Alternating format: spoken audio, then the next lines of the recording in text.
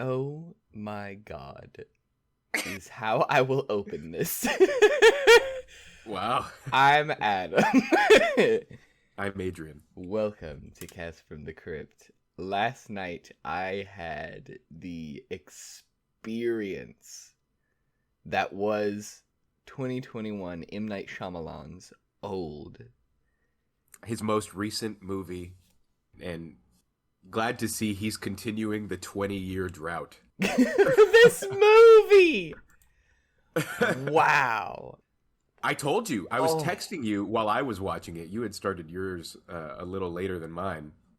But I was texting you. Wow. ... Wow. Just wow. And then like 5 minutes later, wow again. Because it's insane, right? I don't even know how to begin unwrapping this. Well, let's start with an ode to M. Night. Okay. Because M. Night Shyamalan is a prolific director in the sense that he has been working consistently since, since 1992 with his first movie, Praying with Anger. I haven't seen his first two movies. They were Praying with Anger and Wide Awake. However, everybody has seen The Sixth Sense, and I have seen many, many, many of his movies since then. The guy works a lot, and he works with a lot of people, and therefore I respect him in that regard. I know a lot of people that are big M. Night Shyamalan fans. For me, I feel sorry for the guy. I mean, not that sorry because he's more wealthy than I will ever be, but sorry for him as a creator because he is snake bitten to a degree that I have not seen any other creative. You know, I think The Sixth Sense is great. Unbreakable is really, really good.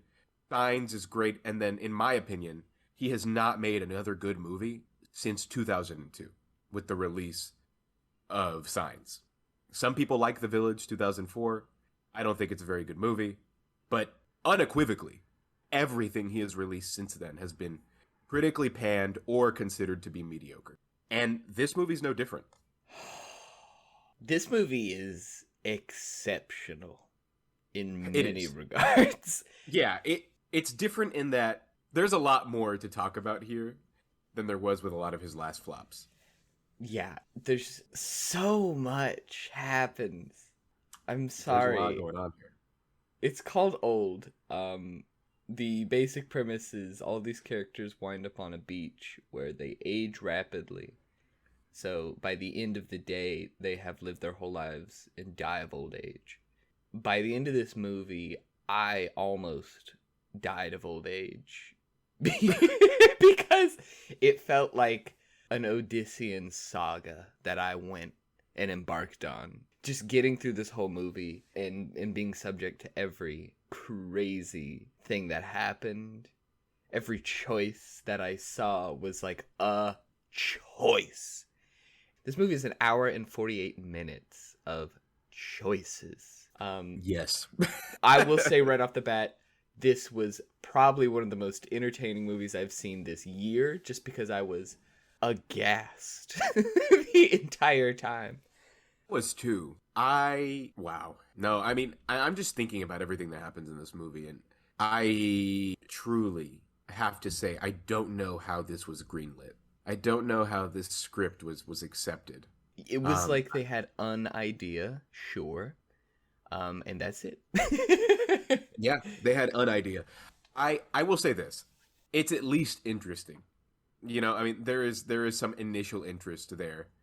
And for me, I watched the movie and wasn't concerned about the runtime. I didn't feel the runtime very much, you know, because like you said, I was so aghast the whole movie that it was like a train wreck. Yeah. After like the first 20 minutes of the movie, I knew it was going to be bad. 3 minutes in, I was like, oh, okay. When was the turn for you?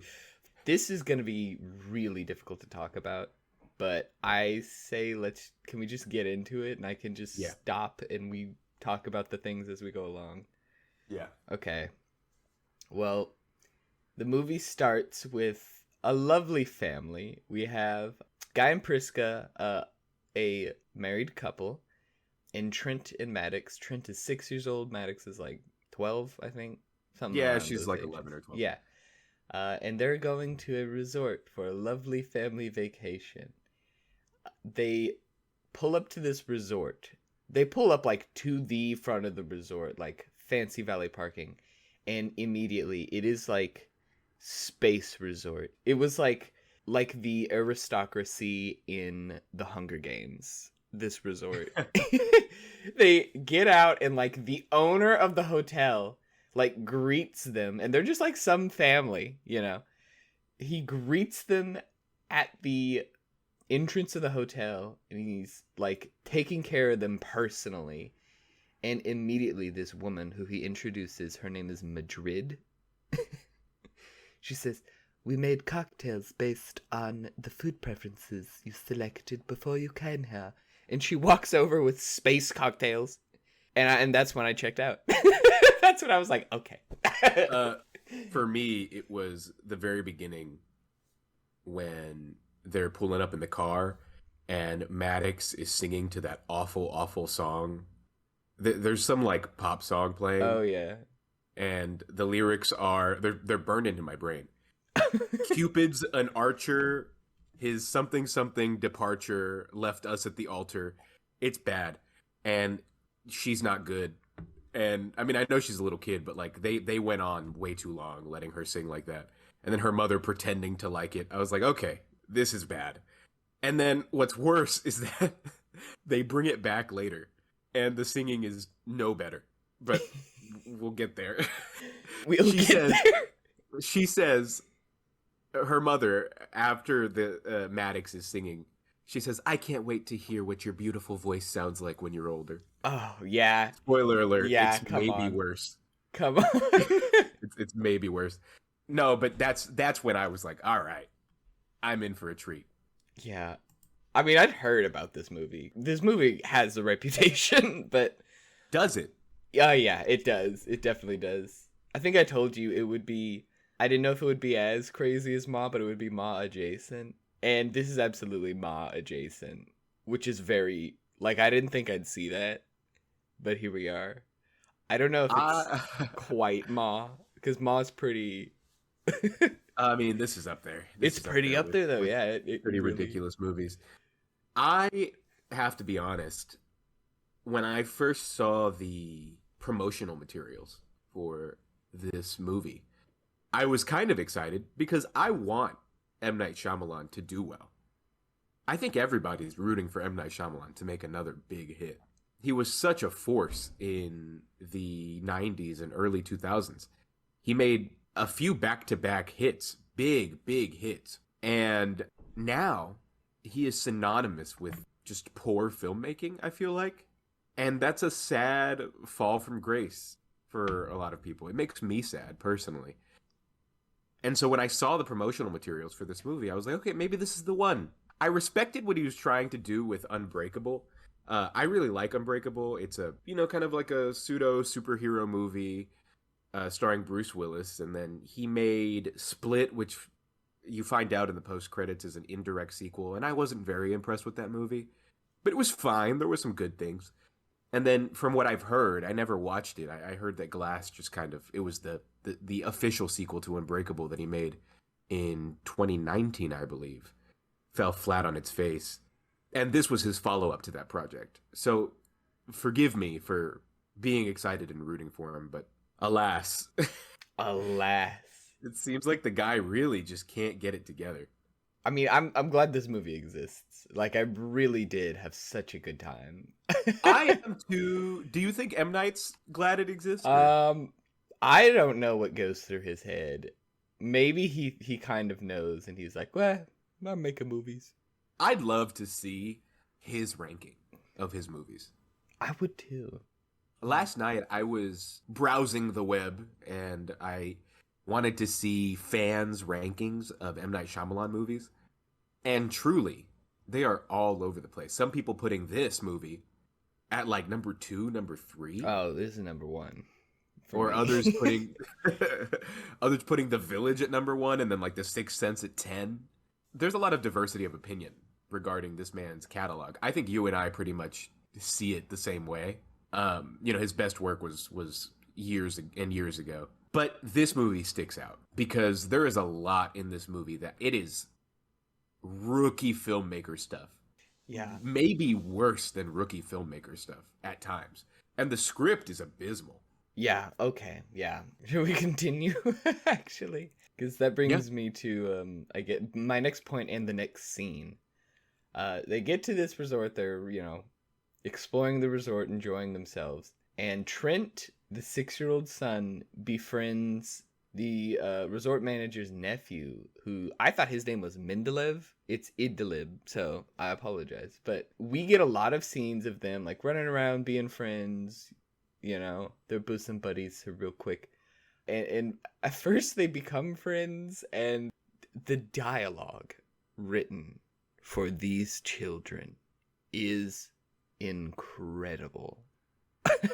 Yeah. I was like, what is this? What am I watching? No, he does not know how to write children. No. I thought this was the laziest way to introduce characters in any movie I've ever seen. But they do it by getting this 6-year-old to run around to every person he sees and asking them what their name and occupation is. As like, that's like a quirky little thing he does, but it's also like, wow. I know, and I was thinking they would bring this back in some sort of meaningful way. And I think they tried to at the end, but that whole sequence, I was like, what are we doing? What is the purpose? This is clearly some sort of tool. It was literally just so the audience would know their names and occupations, which I think he does try to use it again at the end. They're so like fixated in this movie on everybody's occupation. I don't know why. It's like really not important, but whatever. It is worthy of note that Idlib, this little scamp that just keeps running around the complex, is the nephew of the head of the hotel. This becomes more important later on. But as of right now, I guess you're just supposed to believe that he and Trent are buddy and they're running around asking people what they do for a living and so they're doing their salary and blood type.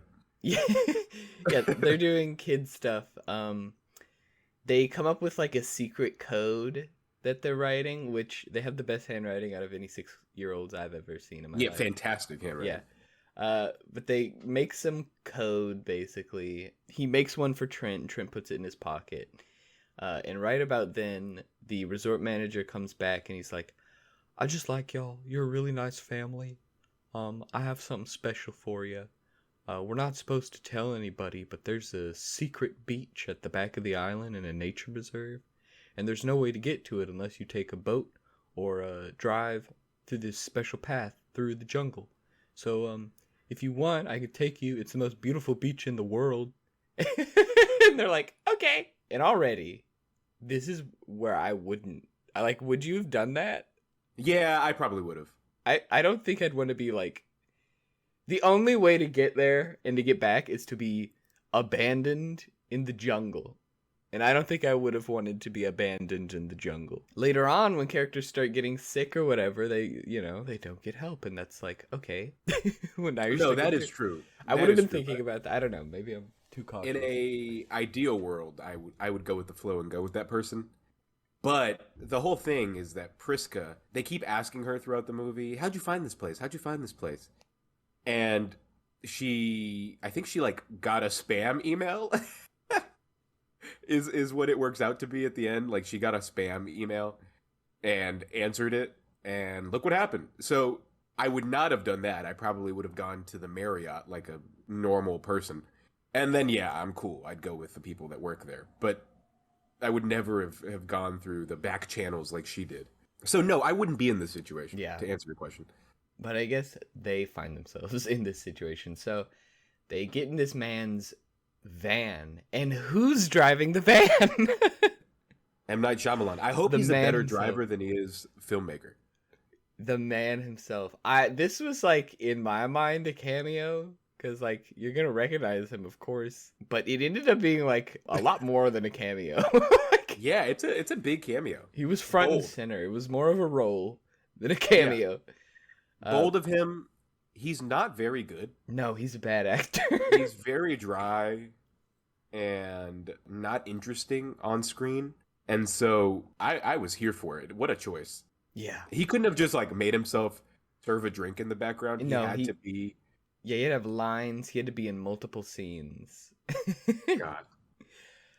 Yeah. Well, they get to the beach, and there's a few other families there. There's Charles, who's English, and he has a wife named Crystal. They have a daughter named Kara, and Charles has his elderly mother Agnes. And this again, I was like, I wouldn't take my elderly mother to an abandoned beach where we are trapped in the jungle, because she's elderly. Then there's okay, here again. This is another part where I checked out. They get to the beach, and there's like two other people like off in the distance. So there's two other people there. And Maddox turns to her mother. She goes, "Mom, that's mid-sized sedan." Yeah. One of the two people off in the distance is a rapper, and his name is Mid-Sized Sedan. I think that is a very accurate representation of young people in that rap names are getting ridiculous. I thought that was clever. I'm glad. It's one of the few moments I smiled during this entire movie. So I am amazed at Mid-Sized Sedan. This man, Mid-Sized Sedan, is played by a man named Aaron Pierre, and this block of wood. One of the worst actors in the movie. This man, like, wow, no delivery, like a block of wood. Tell me he was not. No, I mean, thinking about it now, yeah, he was pretty bad. But there's a lot of really bad actors in this movie. There is, but like their acting, he was not. He was just saying lines. I don't know, man. In my opinion, the guy that plays Jaren, because there is also these other two characters that we meet earlier via seizure. Before they leave to go on the excursion to the beach, the family is at dinner. Oh, you're right. Or lunch, rather. And Jaren, who is this guy, he's a nurse because he gets his occupation asked by a 6-year-old. They all do, yeah. And Patricia, his wife, is a therapist, and she just has a seizure at the dinner table, and they have this whole exchange about it where he's like, "Oh, you always need attention," like, because she's fine. But anyway, they're on the beach too, and that guy, Ken Lung is the actor's name. Forgive me if I'm mispronouncing that, but he plays Jaren.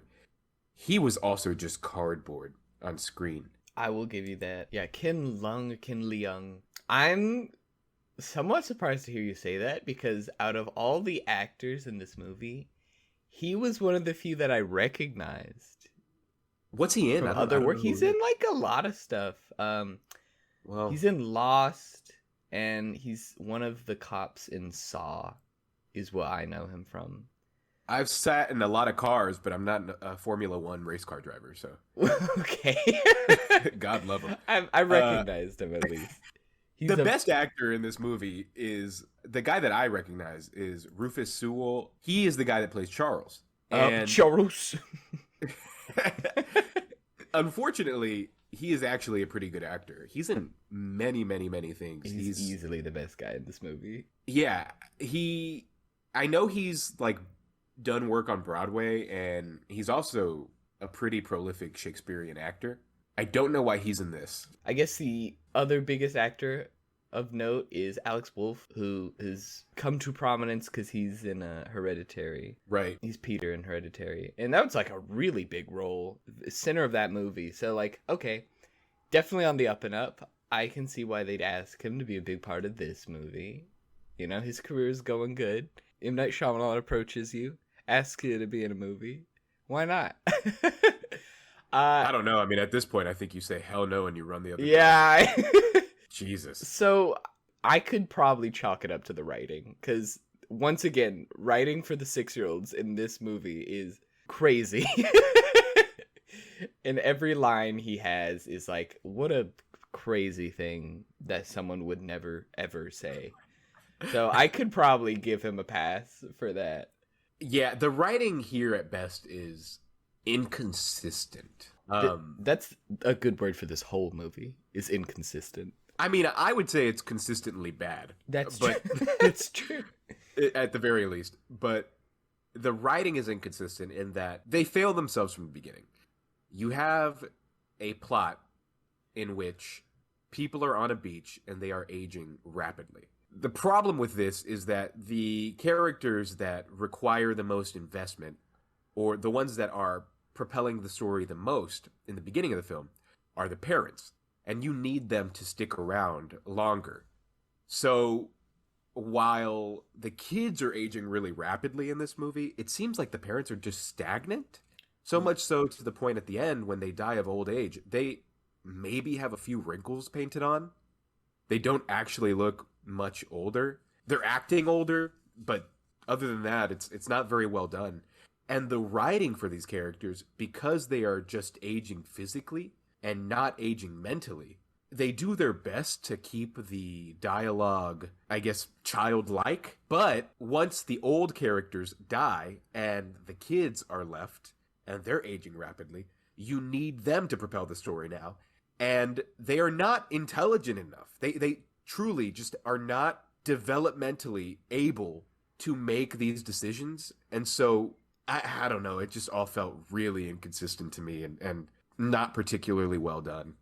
No, I don't know how else to describe it. Yeah. The aging in this movie. Now, this is a very ambitious thing to attempt in a movie, is have all your characters at various ages throughout a normal person's life, all in the span of one movie. Like that's hard. You got to age up all these characters, and it's really not done so well. Maybe they bit off a little more than they could chew. The aging is so inconsistent in this movie too. Like you said, like the kids are like, they go from being 6 to being like teenagers like really quickly, and none of the old adults look any different at all, not even an extra wrinkle. And they're like 7 years older. And I was like, well, damn, y'all look good for 7 years older. Not a crack in the face. Good job. Whatever cream you're using, I got to start now. And then at the end of the movie, yeah, they just like rapidly, now they're 80. Or now they're dying of old age. But even when they were 80, they didn't even have gray hair. They had gray hair. They just weren't. They were middle-aged actors pretending to be 80, wearing 80 makeup, and they don't look that different. Yeah, Guy becomes just like a gray fox, kind of. And then, how much of guys? He also goes blind.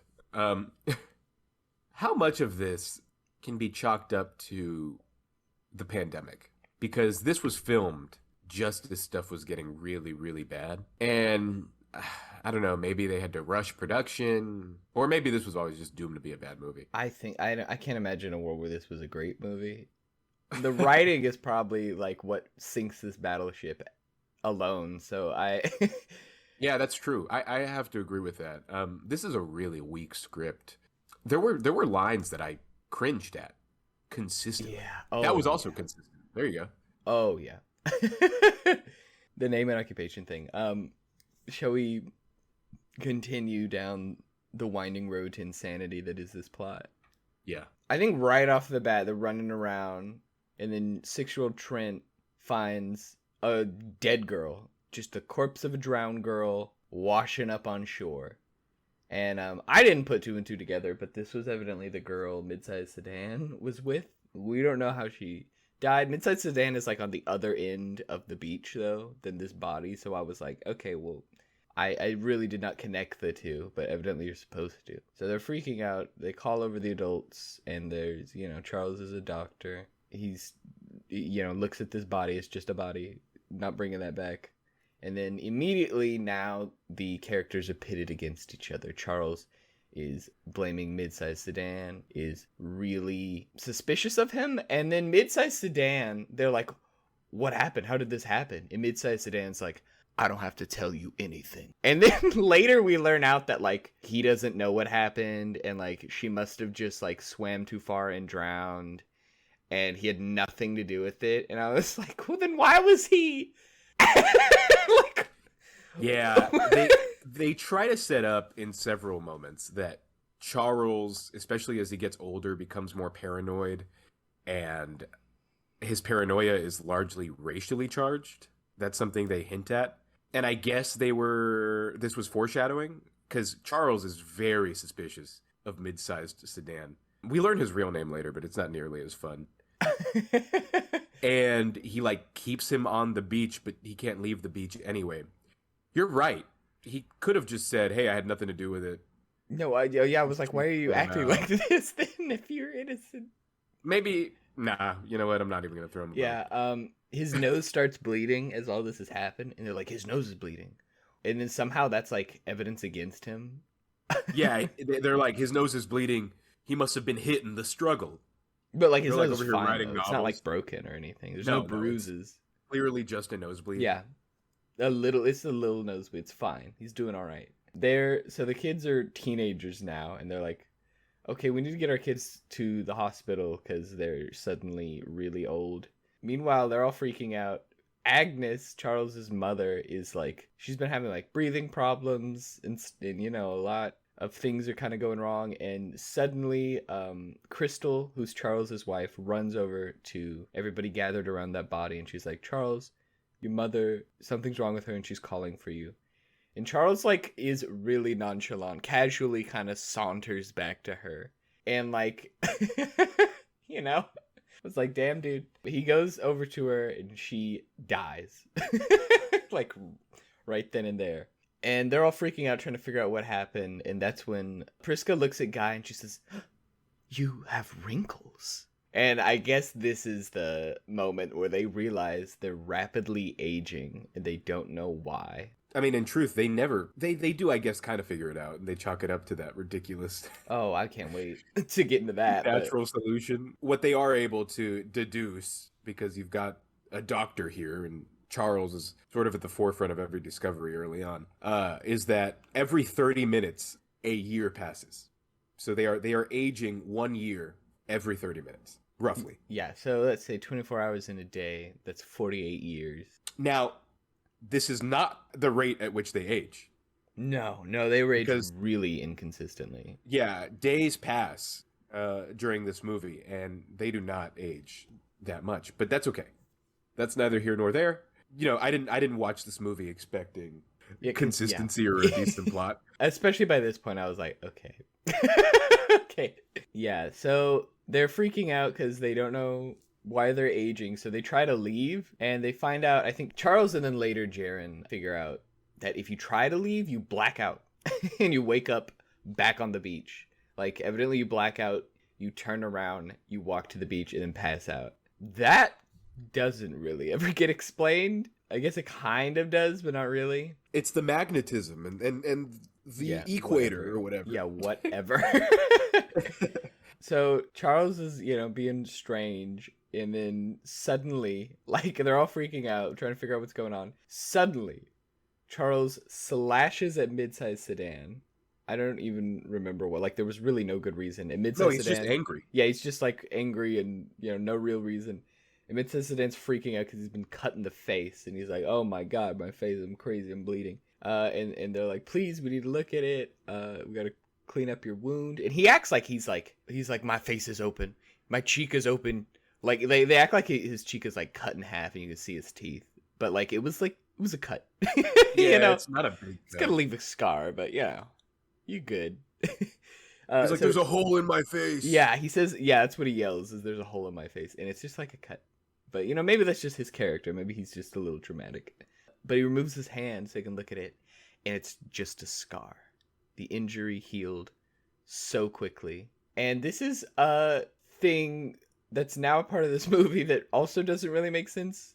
They're aging rapidly, but also their, like, bodies are now super human to where the point that they can heal almost as quickly as they get wounded. And they don't ever need to eat, So what can their bodies do? What can't they do? Well, the kids keep saying throughout the film, I'm so hungry, I'm so hungry. And they try their best to set up that they're hungry, so that they must be growing, but Yeah. nobody else has to eat. And later on, with Yeah. the baby dies because of how rapidly time is passing, but it's just, again, not well done. That's why I said earlier that from the beginning, this movie fails itself. Yeah. Shortly after mid-sized sedan gets a paper cut on his cheek and freaks out about it, Priska, we find out because Charles sees a tumor in her abdomen. She has this tumor that's rapidly growing because, of course, the passage of time is accelerated. Yeah, in real time, they're watching it grow. Right. And all of a sudden, it's from the size of a quarter to the size of a golf ball, and it's growing and growing. So Charles gets this same pocket knife that he's used to slash mid-sized sedan. They lay down Priska, and he cuts just above the tumor, but it seals. The cut heals too rapidly. So now everybody and their mother in this scene gathers around Priska's body, and they put their dirty, sandy fingers in her wound and start pulling it apart. And what ensues is this incredibly uncomfortable, just nasty sounding sequence in which this wound is trying to seal and everybody has their dirty, rotten beach fingers in the wound. But they do remove the tumor, and it's like the size of a cantaloupe at the end. There's no way it would have fit inside of her. Yeah, and it's like growing as they're pulling it out too. It looked like the scene in Prometheus where she cuts that squid fetus out of her. It was like huge. Yeah, it was gross. I loved it though. Yeah, you could have played basketball with the thing. Yes, you could have, absolutely. While everybody's doing this absolutely clandestine surgery, Charles like keeps interrupting people and saying, "Marlon Brando and Jack Nicholson were in a movie. What movie was it?" What movie was it? I don't know. He kept saying it, and then we never find out. We never find out what the movie is. So here I was like, okay, well, they're setting up that Charles is like has dementia or is going senile or something. Right, that's what I thought. It seemed like he was suddenly confused. He didn't know where he was. We find out he's schizophrenic, and I think shortly after this scene, he actually just kills mid-sized sedan. He just stabs him to death, which proves that you can stab someone to death. And see, now it's playing into that stereotype of like, well, if they're crazy, they'll just go kill everybody. Yeah, it's not a great representation of not a good look. Yeah. So already it's like, okay. Also, he's like, once again, like, and in the beginning, it's really presenting more as dementia. Yeah, it really is, because he's like forgetting things. He becomes murderous out of nowhere. Yeah, and then suddenly he's killing people. Yeah, great. But a little bit before that happens, Kara and Trent, who are now teenagers, have made a little fort out of blankets, and we get this, to me, horribly uncomfortable scene where we're in the blanket fort with these characters, and it's like really close up and you really can't see anything, and they're like, "I'm just really scared." "Yeah, I am too. What are we gonna do?" And they like start talking quieter and more sensually, and then cut back to everybody else on the beach. And then Trent says like, "Hi, Mom," or something, and they're walking over, and Kara is like fully pregnant. Very, very pregnant. You see it from a mile away. Yeah, and I was like, oh my God. I truly could not believe this choice.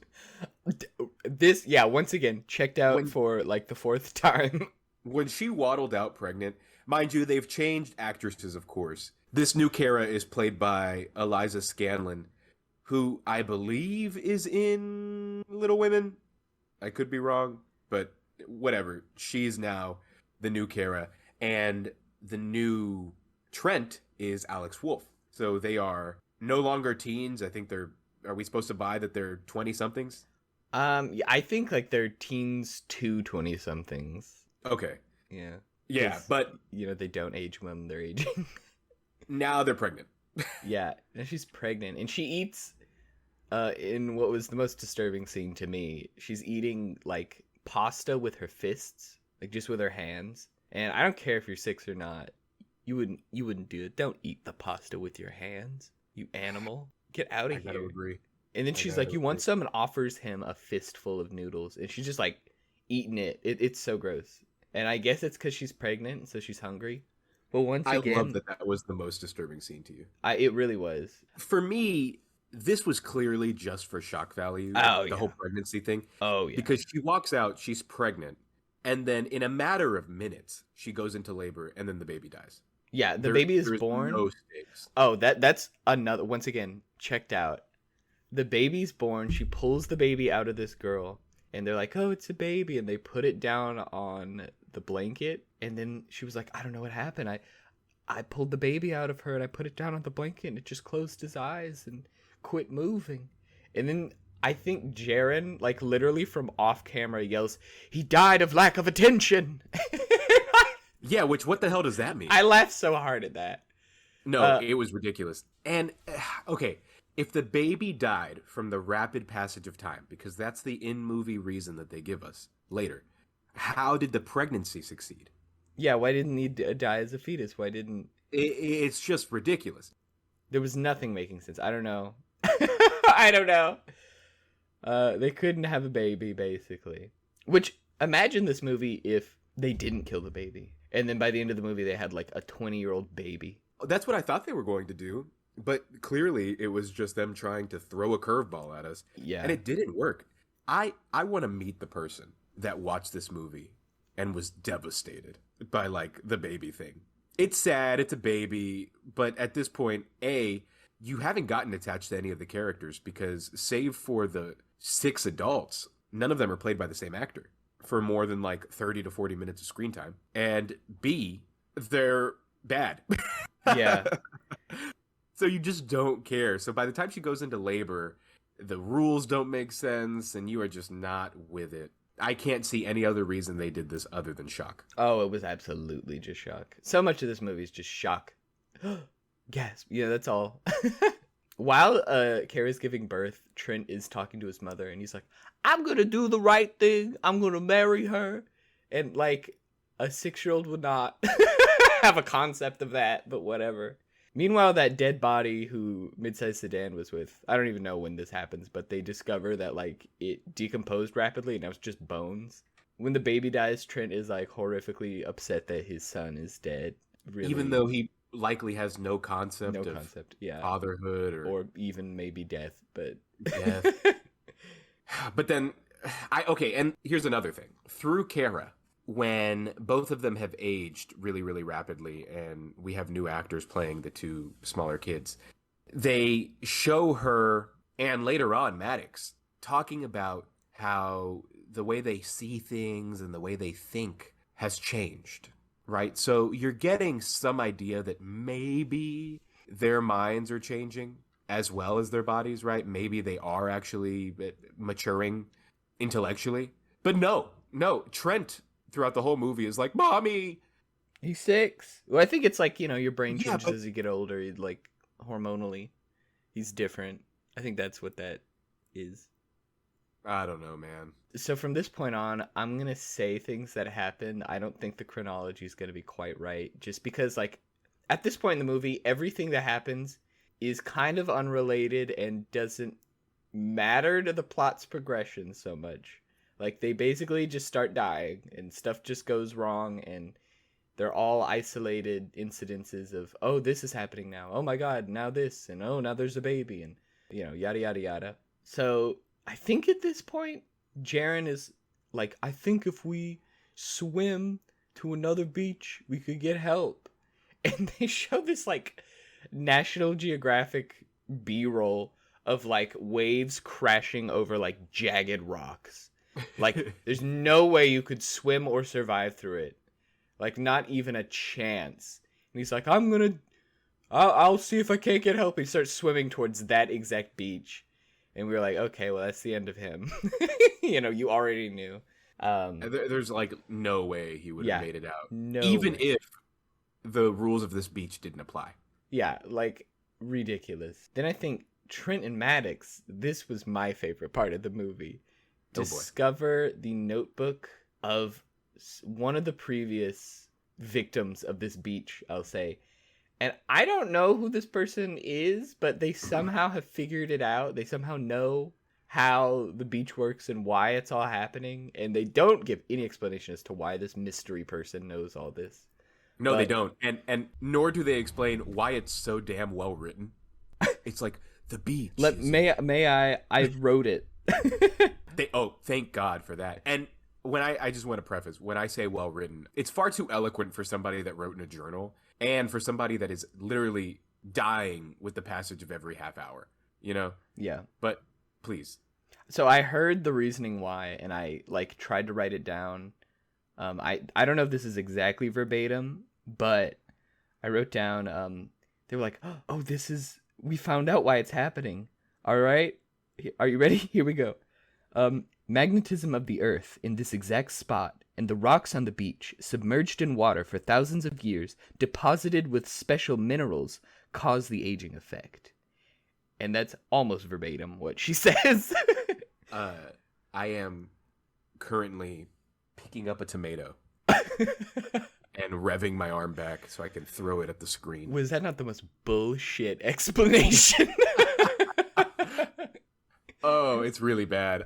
When I heard that, what's crazy, it wasn't even the most ridiculous thing I had heard during the run of this movie. I thought it was like, is this parody? Have we entered the realm of parody? Like, you're joking. What? What are you talking about? They hold on to that journal throughout the rest of the movie, and my favorite is the way that it's used in the conclusion. Oh. But we'll get there when we get there. Oh. We should note that as the movie progresses and we get to know these characters a little better, primarily the adult characters, we start to see that they all have some sort of medical condition. So Mid-Sized Sedan, though he's dead now, he was bleeding a lot from his nose because he had hemophilia. He talked about it too. He was prone to blood clotting. Patricia, as I said earlier, she's Jaren's wife. She is an epileptic. Charles, of course, also, he has dementia and then maybe later schizophrenia. Schizophrenia is what he has. Is that actually what it's called? No, he doesn't have dementia.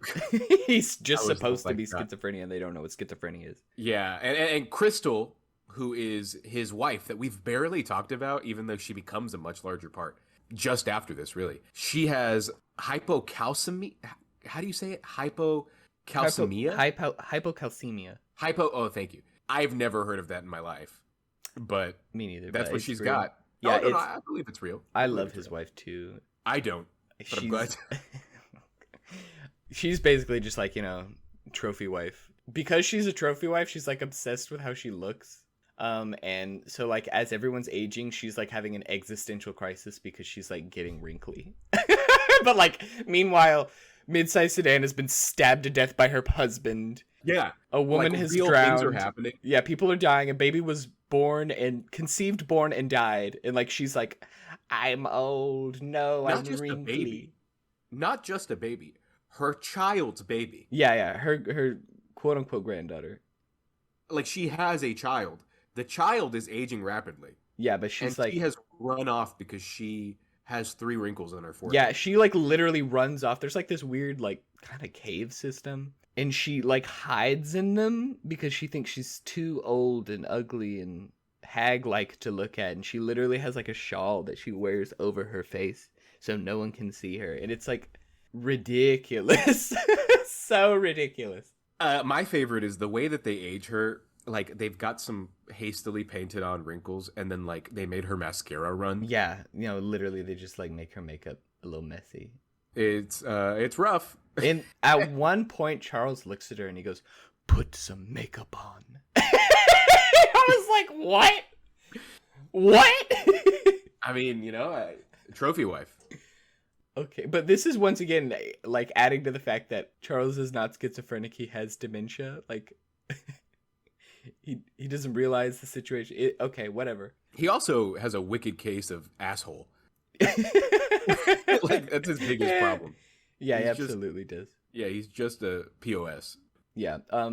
I think while we're on the subject of Charles, it's around this time that Charles, once again in a fit of blind rage, attacks Guy and Priska. And he's slashing them with a knife, but their wounds are healing. So as long as they don't get stabbed and they just get slashed and cut, they'll be fine. So they're literally just sitting there and going like, ooh, ah, oh, ow, as he like cuts them and they heal. It's so long. Priska literally runs away as this is happening. And also while this is happening, Guy has gone pretty much blind. So he's fighting him blindly. And then Priska returns and he says, Priska, tell me where the knife is. Like she was going to tell him and he was going to grab it or something. But she can't hear him. Yeah, she's also going deaf in one ear.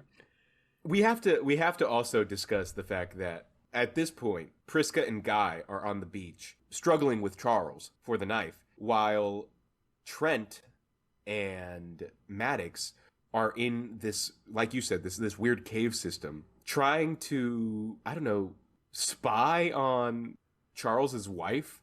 I don't know why they go in there, but she's run and secluded herself in this cave. And it turns out the reason that she's been hiding is that her hypocalcemia has caused her spine to start to like warp. And so now she is like comedically hunched over. Yeah. And she's hiding in the cave and they are using matches to light their surroundings. And she's like, put the light away. And she picks up a stone and throws it at them like a Cyclops from the Odyssey. And they keep lighting matches. Like they just won't leave her alone. They don't need to be in there. There's no reason for them to be in this cave with her. But she just keeps like throwing rocks. And then finally, because they will not leave and they will not stop trying to look at her, she starts crawling towards them, but her bones are brittle and she breaks her arm. And in a matter of seconds, it heals in the wrong direction because, again, the passage of time is accelerated. But then she starts rolling around and freaking out, and we get this really gnarly shot of her just breaking all the bones in her body and all of them healing in just horribly distorted ways. It was one of my favorite parts of this movie, even though the CG was not very good. It didn't look great, but I liked what they were going for. Yeah, her bones broke in a way, though, that, like, no one would ever be able... Like, bones would not heal this way. She had, like, crazy zigzag arms like she's in a cartoon. It was very Resident Evil. It was crazy. Very Resident Evil, boss. Yeah, but meanwhile, back to Charles fighting Guy. Priska stabs him with a rusty knife, and then she's like, it's rust, it's poison in your blood, and he rapidly gets rust poisoning and dies in, once again, another terrible CGI sequence. Yeah, it's not good. I'm just curious if that's what tetanus would do to you if we didn't have the shots. It turned him into like a red eye zombie monster, so I don't think it would do that. Yeah, I don't know, but hilarious. They set this up way earlier. It was like a Chekhov's gun situation where they had found the rusty knives on the beach and the kids were playing with them, and she was like, no, don't play with those. You'll get sick. You'll get an infection. And then that's exactly what she does to another person in self-defense. Yeah, which immediately when they saw that, I was like, okay, well, waiting for the return of these knives. Yep. Not a one thing in this movie is shown and then not used at some point. Every bit, and this is a big thing for M. Night too. Every single scene in his movies has some sort of importance, and he tries to tie it all in. And I actually think that's to his detriment. I was saying this last night. What I think has happened in the last 20 years, the expectation of the famous M. Night Shyamalan twist has, in my view, ruined basically every project he's done. I don't think he can just tell a straightforward story at this point. I think the pressure of meeting that expectation is the reason so many of these movies fall short, especially why they fall short at the end. It's terrible. It's always terrible. One thing I neglected to mention, actually, was that Jaren's corpse washed up on shore, because of course it did. Of course he died. And then his wife has a seizure. His wife's Patricia. She has a seizure and it kills her. So now they're both dead, like pretty immediately. And I think everybody's dead now except an elderly Guy and Priska. And this is the only sweet moment amidst the carnage, and one of the, I'll say, better done scenes in the movie. Probably because it's not just trying to hit you with shock value. But they're old and they've become senile. He's blind, she's deaf, and they just sit on the beach and are like calm, enjoy each other. They completely forget why they're there, but they're just enjoying being together. And then they die of old age. The old age makeup for guys specifically is a little strange to look at. I thought Priska's was really good, but luckily the scene is dark. Yeah, notably they've lit it in a very dark situation. They die with their children next to them, yes, too. So it's nice. But now night has passed. It's the next morning. The only people left alive are Maddox and Trent. Oh, I also neglected. Kara tried to climb over a rock and fell and died. So now it's just Maddox and Trent. Yeah, I mean, it's so much like they all die in bizarre ways. It's a lot to keep track of. It's just Maddox and Trent. They're both middle-aged. And they're like, well, guess we're gonna die. They contemplate even trying to escape. They end up just building a sandcastle together because they're like, screw it, let's enjoy our final moments. They start talking about their lives before. Trent talks about his friend Idlib. And he says, oh yeah, there was that message he gave me. I never decoded it. And so Maddox says, decode it right now. Why not? And he decodes it. And he's like, dear God. And the message was, my uncle doesn't like the white coral. And they look out into the ocean, and now there's a reef of white coral suddenly that like they never addressed before in this movie, really. Yeah, now all of a sudden you can see it. Yeah, you've never been able to see it. They've never shown it. Now they're like, there's like all this coral off in the distance, and they're like, we got to get to the coral. And once again, like you were saying, like, he's 6. Like, would he have put all this together? But they swim out to the coral. They've noticed also throughout the movie that there's some man far off in the distance watching them with a camera. But they get to the coral, and what does the coral do? What the hell does the coral do? It's like a cave system, kind of. It's a bizarre like tunnel that exists nowhere. Yeah, nothing looks like this. Yeah. If to swim underwater, it's crazy. This is what I meant by like rookie mistakes. Here is this incredibly important plot device, and we knew nothing about it the entire time. This whole movie, you were telling us every detail. Even a rusty knife that a kid finds is used in a major scene. And yet, you expect me to believe and buy and be okay with the fact that the life-saving coral is just now being mentioned? Yeah, it's... I don't know what. So they swim to the coral, and I guess the coral allows them to leave the beach without them passing out. I don't know. Maybe the coral's magic. It combats the magnetism from the natural salt rock. Is that how they explain it, or are you just saying No, I'm just making things up. I mean, they don't explain what the coral does or why it's No, special. they made it up too. But whatever, they get to the coral and are able to like swim out without losing consciousness, and it's in this weird tunnel underwater that they have to swim through. And while they're swimming, Maddox gets caught on a piece of coral, and they like can't rip the paper thin shawl that's caught, nor can she take her clothes off, nor can they break the coral. But then they cut back to, you know, maybe they drowned. They cut away, and like once again they cut away. Of course they didn't drown. You know they didn't drown. But they cut to that guy on the hill, like way over far away, back to him. And we zoom in and we find out, who was it?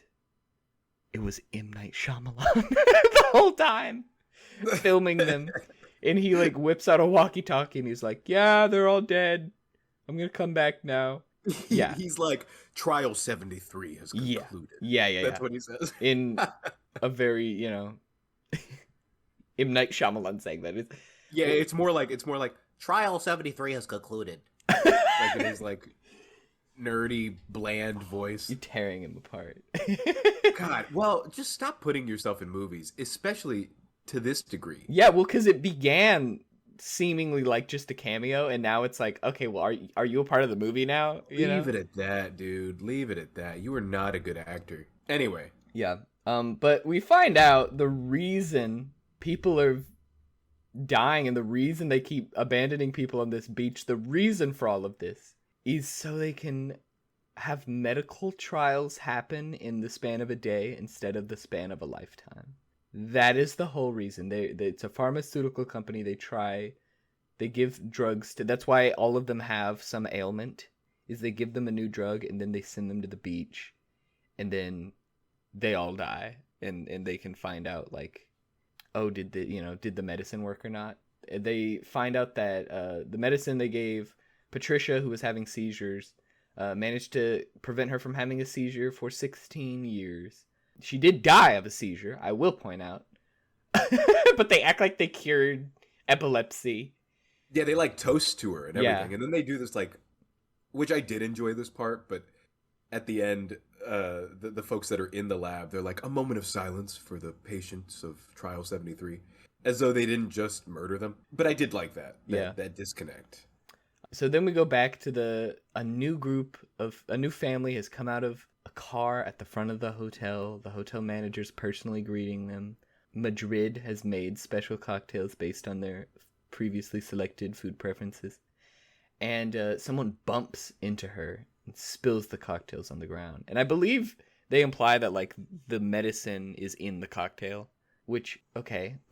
Yeah, they do. They do. And then we find out the person who bumped her, it's Trent Maddox. And they, like, start just openly to the crowd. My name is Trent. I'm 6 years old, like, doing this whole spiel, like, just to the room. And Trent, like, walks up to some random guy. And he goes, "You're a cop, right?" And he goes, "Yeah." And he goes, "Look into this." And he gives him that journal. Because, and this is how they try to bring back the whole antics of him asking people their profession. Yeah, he asked that guy. At 6 years old, he asked that guy what his profession was, and he told him he was a cop. So he gives this cop the notebook that they found, and somehow that's used. It sounds like a fantasy novel, and yet they're going to use it in a court of law. Okay, I guess I'm with you. The funniest part about this finale is that at the end, when they do the classic M. Night Shyamalan ending, which is like this hastily put together sequence, in which they're like, and then this happened. Yeah. He ends every movie that way, it seems. Nonetheless, they are being flown off the island because they've been saved, and they're going to their aunt's house, and they're quipping about how surprised she'll be to have seen them last when they were 6, and now she's going to see them when they're 50 and they're older than her. But the guy that is escorting them off the island is the same, like, beat cop Joe Schmo that that they handed the notebook to. He has been upgraded. He is now a lieutenant, and, you know, this was the case that made him. Yeah, and once again, the chronology of that, like, he's been made.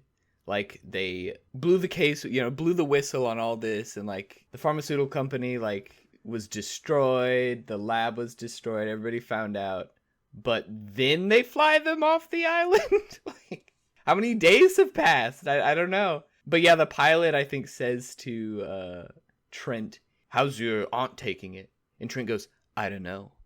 How would you take it if your 6-year-old nephew called you and told you he's 51? And, like, once again, like, he's 6? Like, what a... Did a 6-year-old say that? Did he? Right. Or did he say, "I like crayons"? You know what I mean? Like, is he 6 or isn't he? I want to know, because a lot of people watch this movie, and I feel like this was bound to have happened. Did somebody watch this movie and say, "Oh, pharmaceutical companies are bad"? Like, this was what it took? Yeah, lukewarm. Like, they never realized before watching Old by M. Night Shyamalan? Because that's what I gather from the ending. Like, the movie, what are the themes here? The pharmaceutical companies will stop at nothing to test their stuff, and also, like, getting old sucks. Yeah. Is that what I'm supposed to take away from this movie? I thought that reasoning was ridiculous. Clinical trials? Really? Like, it was so dumb. I mean, Not to mention, let's say a pharmaceutical company finds this and wants to do clinical trials at this beach. They could just do it legally. You know how many people would sign a contract say, Yeah. "Oh yeah, I'll go do this for this amount of money." And they don't have They to have the freak out. coral. They can take them through the coral, and then they're off the beach. I mean, I can't act like this is crazy No, you're right. You're right. because the whole movie is ridiculous and dumb. After Kara's pregnancy, it really took a Oh, left yeah. turn for me. Yeah. One thing I didn't mention at the beginning that I really want to talk about. The cinematography was done by a man named Michael Giolakis, I believe. This is maybe the worst cinematography I've ever seen. I don't know what they're doing, but the shots in this movie are terrible so often.